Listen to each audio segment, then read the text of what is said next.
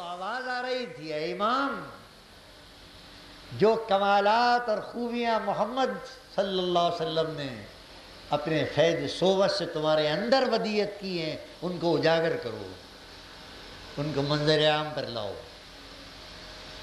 منظر عام پر لائے۔ اگر حاسد پیدا نہ ہو کمال کا اظہار نہیں ہوتا، جب حاسد پیدا ہوتا ہے تب کمال کا اظہار ہوتا ہے۔ جب دشمن آتا ہے، جب دشمن سامنے آتا ہے تب جوہر کھلتا ہے۔ انبیاء علیہم السلام جب تک دشمنوں نے سامنا نہ کیا، انبیاء کے جوہر نہیں کھلے۔ قانون قدرت ہے یہ۔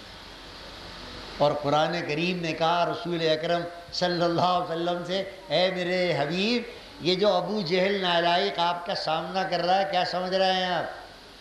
یہ اس قابل ہے کہ آپ کا سامنا کرتا؟ ابو جہل اور سامنا کرے محبوب رب العالمین کا، ہے میرے آقا، ہے میرے حبیب صلی اللہ علیہ وسلم۔ وَكَذَلِكَ جَعَلْنَا لِكُلِّ نَبِيٍّ، ہم نے ہر پیغمبر کے لیے دشمن کھڑے کیے ہیں تاکہ وہ اپنے صبر و استقامت کا دنیا کو جوہر دکھائیں۔ جب بازار کی گالی پڑتی ہے اور آدمی صبر کرتا ہے، جبھی جوہر کھلتا ہے۔ بازار کی گالی پڑتی ہے، جب دو چار حسد کرنے والے حسد کرتے ہیں اور محسود جس سے حسد کیا جائے صبر کرتا ہے، ادھر سے گالی آتی ہے، ادھر سے اخلاق آتے ہیں، ادھر سے پتھر آتا ہے، ادھر سے پھول آتے ہیں، ادھر سے گل آتا ہے، ادھر سے خار آتے ہیں، تب جوہر کھلتا ہے۔ حسین اگر کربلا میں نہ آتے تو آج حسین کو یاد کرنے والا کون تھا؟ کون یاد کرتا؟ یہ سارا عالم جو محرم کے آغاز سے حسین کرتا ہے، وہ حسین کیا ہے؟ حسین نام ہے شرافت کا، حسین نام ہے سیادت کا، حسین نام ہے استقامت کا، حسین نام ہے عبادت کا، حسین نام ہے گالی کے جواب میں دعائیں دینے کا۔ اس لیے حسین کو دنیا یاد کر رہی ہے۔ کون کس کو یاد کرتا ہے؟ یاد کرتے ہیں کمال کو، یاد کرتے ہیں خوبی کو۔ اب حسین کی خوبیوں کا اندازہ لگائیے۔ یہ قافلہ چلا ہے مدینے سے، قافلہ مدینے سے چلا ہے۔ کچھ لوگوں نے مکے میں روکا، کچھ اور راستے میں روکا، لیکن حسین زبان حال سے ایک شعر سنا رہے تھے لوگوں کو، مجھے کیوں کو روک رہے ہو؟ کیا میں تنہا جا رہا ہوں؟ دیکھنے والی آنکھیں یہ دیکھ رہی تھی کہ حسین اور 72 جانیں، جس میں دودھ پیتے بچے بھی ہیں، جس میں وہ سیدانیاں بھی ہیں، جن کا دامن کبھی کسی نے گھر سے باہر نہیں دیکھا تھا، ان میں وہ نوجوانان قریش علی اکبر بھی ہیں جن کو شبیہ رسول کہا گیا تھا، ان میں حضرت زینب کے لخت جگر بھی ہیں، حسن کی اولاد بھی ہے، وہ سارا قافلہ نور، وہ سارا قافلہ جس کی چمن بندی کی تھی محمد الرسول اللہ صلی اللہ علیہ وسلم، چمن بندی کی تھی، میرے آقا نے چمن بندی کی تھی اپنی آل کی، وہ سارا چمن اٹھ کر کوفے کی طرف جا رہا ہے۔ لوگ کہہ رہے ہیں کہاں جا رہا ہو؟ میاں بچوں پہ رحم کرو، میاں عورتوں پہ رحم کرو، اور وہ زبان حال سے کیا کہہ رہے ہیں؟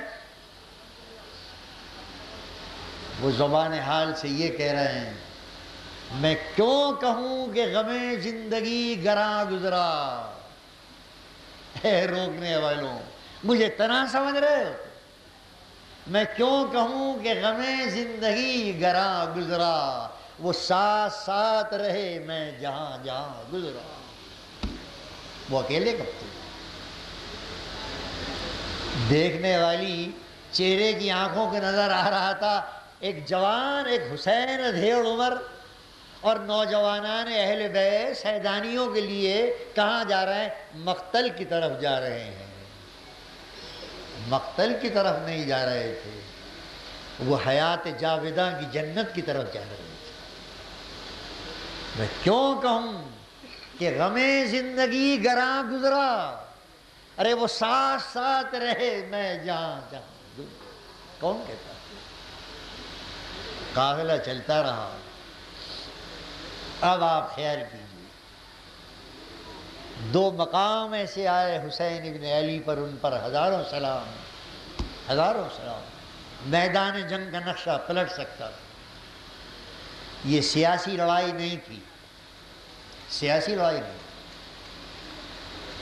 امام یزید کا تخت و تاج چھیننے نہیں نکلے تھے، حاشا ہو کر۔ یہ لڑائی تو حق و باطل کی تھی۔ حسین حق کی آواز بلند کرنا چاہتے تھے، طاقت سے اس کو دبایا جا رہا تھا۔ حسین تخت و تاج چھیننے نہیں نکلے۔ کیا 72 جانیں ہزارہ شامیوں اور کوفیوں کا مقابلہ کرنے نکلتی؟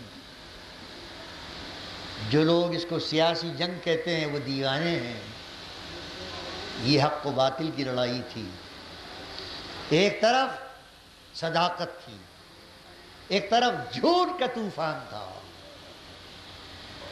ایک طرف عبادت تھی، دوسری طرف دولت کا لالچ تھا، درہم و دینار کی تھیلیاں تھیں۔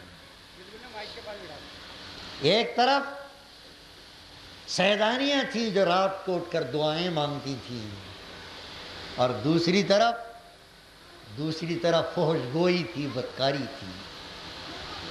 مقابلہ تو حق و باطل کا تھا، سیاسی لڑائی نہیں تھی۔ دو موقعوں کی نشاندہی کرتا ہوں میں آپ سے۔ امام 72 جانوں کا قافلہ لیے ایک جگہ پڑاؤ ڈالے بیٹھے تھے کہ ہر آیا 50-60 فوجیوں کو لے کر، اور امام کے قافلے کا گھیراؤ کر لیا۔ کہا ہر کیوں آیا ہے؟ کہ امام آپ جانتے میں ملازم ہوں ابن زیاد کا۔ ابن زیاد آ گیا ہے کوفے میں، بصرے کی گورنری چھوڑ کر، جو سب سے بڑا ظالم گورنر تھا یزیدی حکومت کا، سب سے بڑا ظالم۔ کہا ابن زیاد نے کہا ہے میں آپ کا گھیرا ڈال دوں اور میں آپ کو جانے نہ دوں۔ فرمایا کوئی بات نہیں۔ قافلہ چلتا رہا، ہر گھیرے رہا۔ ایک مقام پر نوجوانان اہل بیت کو طیش آ گیا۔ فرمایا امام، اے امام، ہمیں تو حالات کے تیور اچھے نظر نہیں آتے۔ کا کیا خیال ہے؟ کہ ان 50-60 آدمیوں سے لڑ کے یہاں فیصلہ کرنا اچھا ہے، کربلا اور کوفے جانا اچھا ہے؟ کیا خیال ہے؟ فرمایا ہمیں اجازت دیجئے کہ ہم ان کا مقابلہ کریں، قتل کر دیں گے سب کو۔ فرمایا نہیں ہوگا۔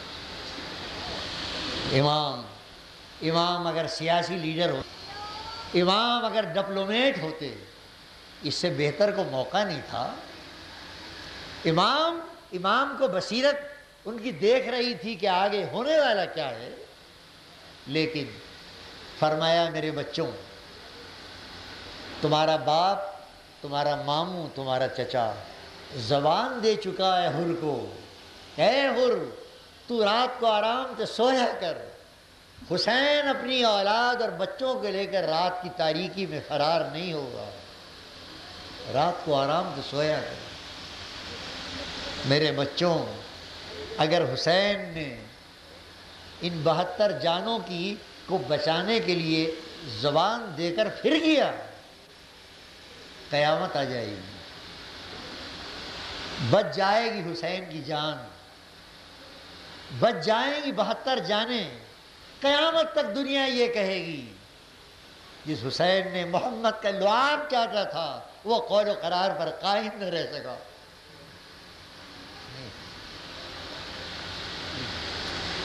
جس حسین نے لعاب چاہتا ہے رسول اللہ کا، میں اس کا حق ادا کروں گا، میں اس کا حق ادا کروں گا۔ میری اولاد جائے، میری بچیاں جائیں، میرے خیمے، مجھے نظر آ رہا ہے جو آگے ہے، لیکن میرے بچوں، حسین عہد کر چکا ہے۔ قرآن کہتا ہے ان العہد کان مسئولا، اے مسلمان عہد کی پابندی کیجو، قیامت میں سوال کیا جائے گا۔ اسلام اس کا نام ہے، اسلام اس کا نام ہے۔ حسین نے قیامت تک آسمان پر یہ تحریر لکھ دی،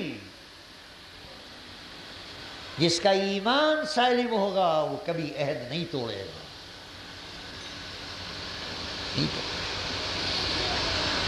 جو عہد کا پکا ہے وہی ایمان کا پکا ہے، اور جو عہد رات دن توڑتا ہے، ادھر جھوٹا ادھر سچا، یہ وعدہ خلافی، یہ جھوٹ یہ سچ، اس کو ٹٹولنا چاہیے اس کے اندر ایمان ہے یا نہیں، اپنے ایمان کا جائزہ لینا چاہیے۔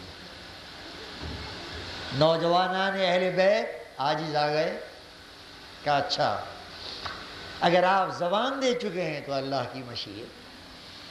قافلہ آگے بڑھا، جب قافلہ یہ کربلا کے قریب پہنچا ہے، پھر ایک موڑ آیا۔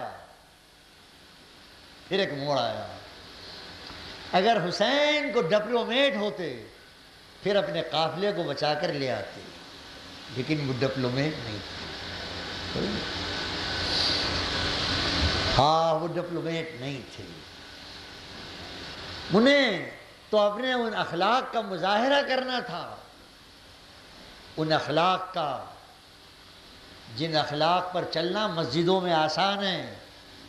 امام صاحب بڑے سچے ہیں، گھر کے اندر بیٹھے ہیں۔ پیر صاحب بہت اچھے آدمی ہیں، بہت سچے ہیں، خانقاہ کے اندر بیٹھے ہیں۔ وہ امام بہت سچے ہیں، وہ امام بہت ایماندار ہیں، مسجد کی چار دیواری سے باہر آئیں۔ وہ پیر جی باہر آئیں اور آ کر زندگی کی کشمکش میں شامل ہوں اور پھر ثابت کریں کہ وہ سچے ہیں۔ ایک طرف خواہشات کا طوفان ہو، دولت کے انبار ہوں۔